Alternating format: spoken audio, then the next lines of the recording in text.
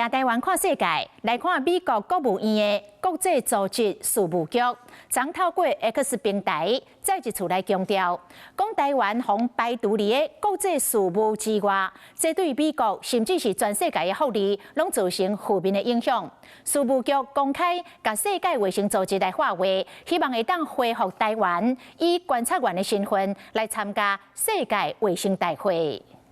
Efforts to isolate Taiwan from the global health community only serve to deny Taiwan's valuable contributions and prevent the broader international community from benefiting from its experience, technical expertise, and resources, including lessons learned from the recent COVID-19 pandemic.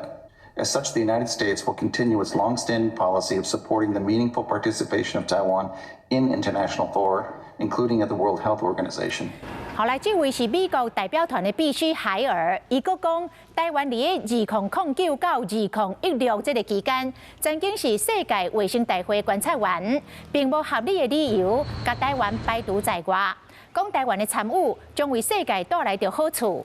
联合国大会第2758号的决议，并无排除让台湾参加联合国的体系。